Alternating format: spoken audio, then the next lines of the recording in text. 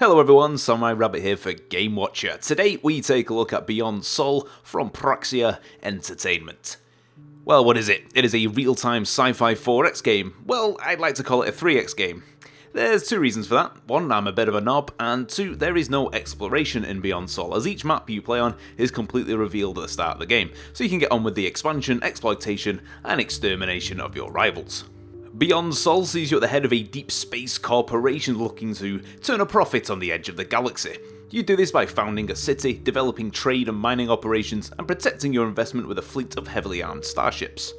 Once your city has been founded, you can construct buildings to house your fleet, increase commerce, store resources, etc. The things we've come to expect from games of this genre.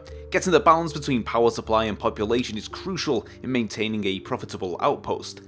Spice is added by the random events that will occasionally spawn wreckage or comets etc. that can be harvested for resources, or even space battles between pirates and rival factions that you can intervene in and earn yourself a reward.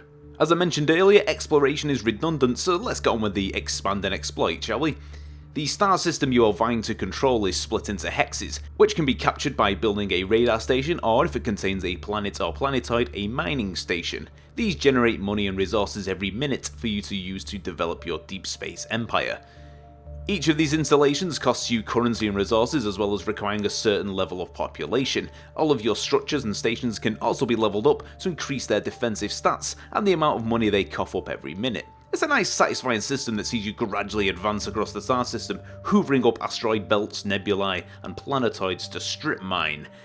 Money and resources appearing in your account every minute allow you to focus on fighting or tracking random events while you save up for an upgrade, and this keeps you actively building and strengthening your grip on the system. It's not all fannying about with uranium though. When it comes to space business, sometimes you've just got to get your hands dirty. Whether you're dealing with pain-in-the-arse pirates or a rival space station, you best make sure your fleet is up to scratch. You can build a local HQ for a starship manufacturer who can provide you with shiny new death-dealing vessels and upgrades for your flagship. At the moment there's only a small selection of ships, weapon upgrades and shield boosters etc, but Praxia have made it clear that this will be expanded upon in the future.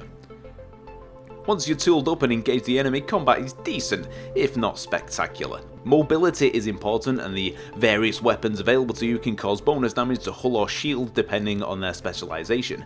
Becoming familiar with your weapon's range, specialization and cooldown timers results in you being able to take down multiple enemies, although don't get too cocky as your flagship is rather pricey to replace in the early game.